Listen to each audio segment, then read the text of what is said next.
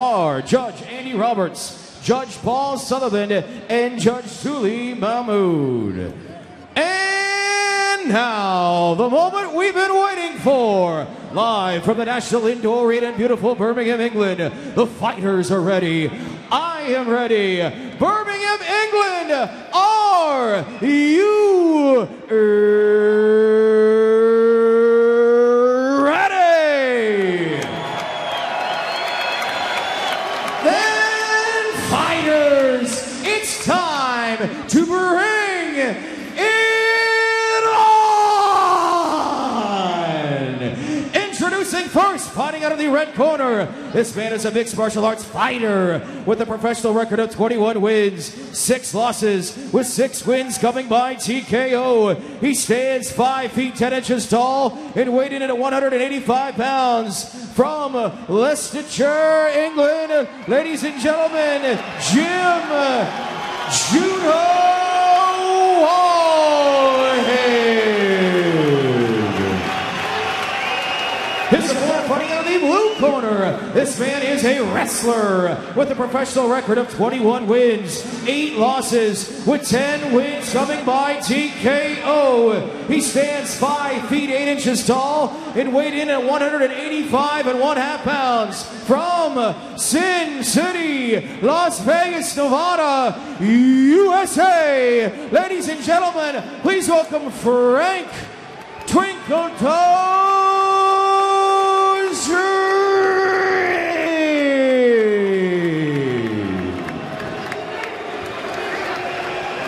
And when the action gets underway, your referee for this contest is Mark Goddard. I need you to listen to me at all times, keep yourself protected. When I say stop, you stop. If you want to touch gloves, do it now. Let's do it. So here we go, our big main event of the evening. And Stephen, I think a question was answered emphatically there. Is Jim Wallhead up for it? Did you see the intensity of that man? Yes, I did, and so did Frank Trigg. And Jim Wallhead did the uppercut touching of the gloves, which I love. It's a sneaky move. And Wallhead coming out and circling Trigg the southpaw. Trigg with a side kick. And as you said before, I mean, the man's seen it all. He's been there, he's done it. So in terms of that intensity from Wallhead, that won't really affect him, will it? He's been there with the best. You're absolutely right. And what I like so far about Wallhead, he's using his jab very effectively. Yes, against the southpaw Frank Trigg. But that side kick is a real annoying problem, especially when it lands right on the knee like that. Yes, nice variety there from him. Yeah, because a lot of guys, they practice against low roundhouse kicks and they learn how to block and check the low roundhouse kick. But when the side kick comes, they're befuddled. They don't know what to do. But the check and the block is the same as it would be for a roundhouse kick. So when we see, as we said, this is so much at stake here, and they're obviously cagey with the mutual respect. But I will be very intrigued at which man decides to go to ground first. What's your take on that? Well, I think it's a situation where, obviously, this being 2011, when you go to the ground and you're this well-rounded, you definitely want to be on top. Because that way you can drill home a win the same way Trigg did in his last fight with Phillips. So Trigg is thinking, you know, this guy's probably pretty good in the clinch. Probably wants to stay on the outside, throw those side kicks. Now Trigg has changed up his game plan a little bit. He's fading back. Wallhead pressing the action. Yes, you can hear the crowd chanting and cheering, but as you said, at this level, the man on top, mistakes can be so vital. You can't blame them for this start. I just flashed on something. At the very beginning of the UFC, Royce Gracie came out and threw a little stomp kick to set up a clinch. And I thought, is Frank Trigg doing the same thing with that little side kick? Because it's not a devastating move. He's trying to distract Wallhead. You took the words out of my mouth. I said, that's what I'm going to say. I think it's giving Wallhead food for thought all the time. Oh, side kick to the body. Frank Trigg goes right under. Wallhead steers back. Short chopping jab from Trigg this time. Wallhead came loaded for bear in this one. Yeah, you could see from the moment he came in how important this was to him. And that was one of the factors we thought of, is by contrast, just how important is this to Frank Trigg. Wallhead hasn't thrown a kick yet, but I'm thinking that right low kick to the inside of Frank's left thigh is forthcoming.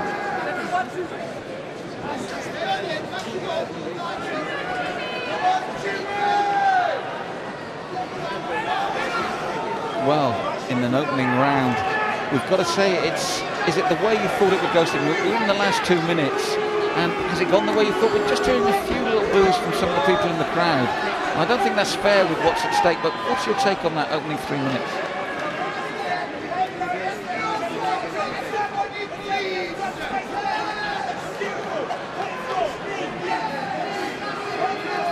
Now they have the clinch. Trigg with his back up against the fence. I like the way he pushed off there.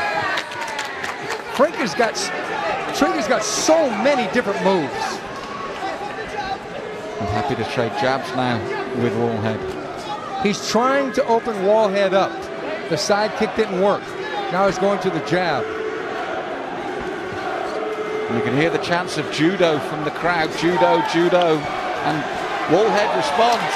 He responds. He got it with a left hook. Trigg is in trouble here. And Wallhead noticed it.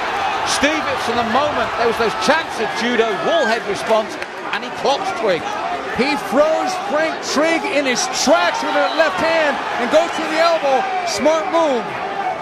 Trigg with the double whammy punch to the eardrum. But the elbow's raining down from Wallhead, which is the way that Trigg finished Phillips in such devastating fashion, those elbows. Now, with the last minute counting right down, Steve, I think this might be enough for Wallhead to definitely take this first round. Oh, there's no question, because he basically hurt Frank Trigg, and Frank was on the verge of going, but Frank, being the savvy veteran, got guard and got wrist control. Now Frank is firing back from the bottom. Yes, he's regained composure. But it was a great shot, and it was just as Wallhead's fans got behind him, and he's finishing strongly now with his ground and pound, and the bell couldn't come early enough for Trigg. And when we come back, round number 2.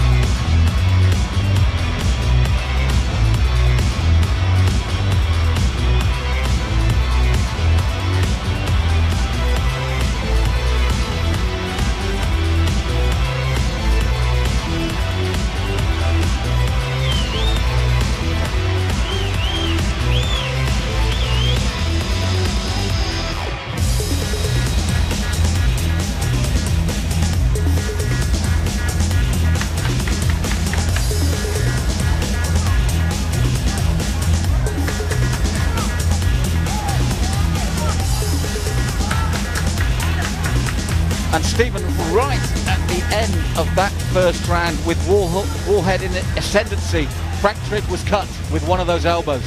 Yeah, Frank Trigg, he got caught and he got basically put on his back, and Jimmy Wallhead seized the moment, definitely won that round.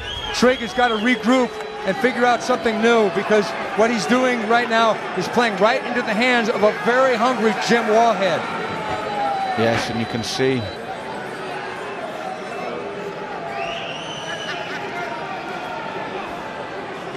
Wallhead is ready and raring to go and setting again under just too much water there. An old trick. Oh, it's a Muay Thai trick.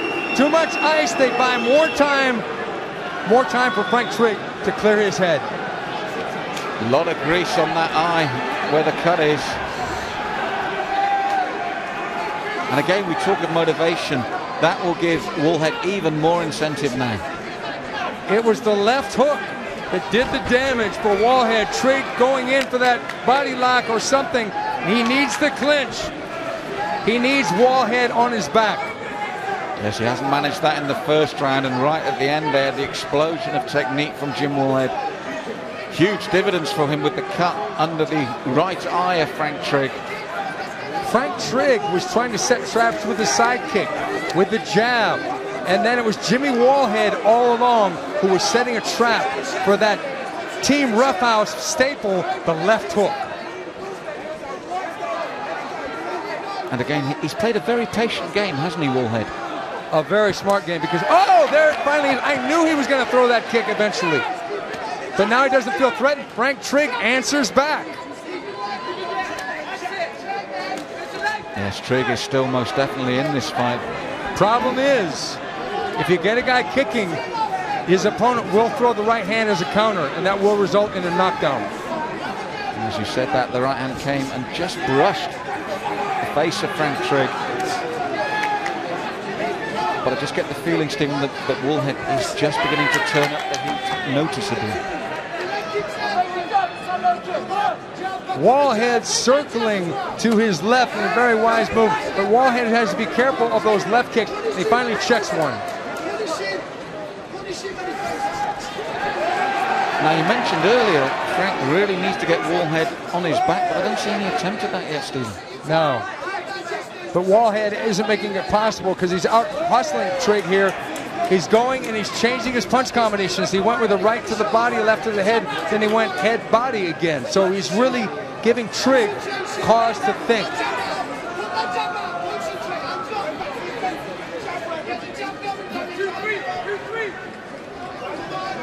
And Wallhead, the confidence is oozing from him, but he took a short left hand there, Steve. Trigg coming in, brawling, got Wallhead up against the cage.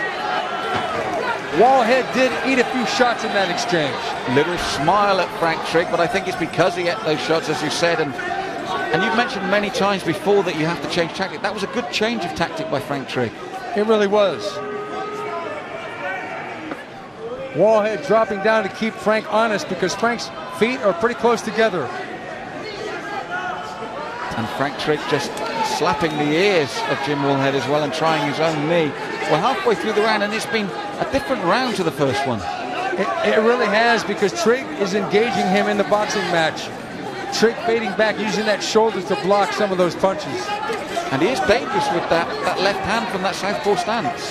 Yeah, there is a sense of urgency from Frank Trigg. He knows he lost that first round. Coming back, he's got to win the second round to make this into a competitive fight. Now, Wallhead was strong at the beginning of the round, so has Frank done enough in the second half as we're counting down to bring that around? Frank has done a lot of good work here, and he's landed a lot of good shots. Wallhead hasn't been quite as effective because Wallhead hurt Frank Trigg in the first round. Frank hasn't hurt Wallhead, and Wallhead's face shows that, but he's landed a number of good shots. But Wallhead is still there with that jab. Yes, a nice jab, and he's landed it 3 times cleanly there. Wallhead trying to buy back the round from Trigg. And that low kick again from Trigg, working for him once more. And as you mentioned, Stephen, Frank Trigg really coming up on the boxing now. He's happy to stand and trade. Trigg moving away, trying to chop in, but Trigg is getting slower when he gets into those shootouts.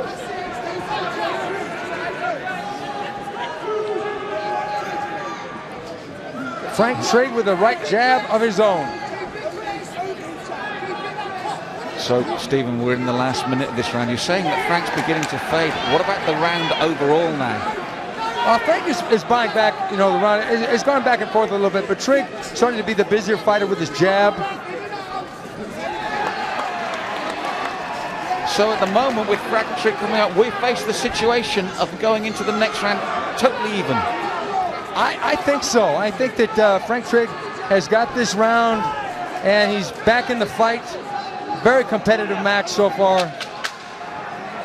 So there you have it. We've got it as round 2 comes to an end. Coming to an end now. We've got it as 1 round each, perfectly balanced here. And I can't wait, because when we come back, it's going to be round number 3.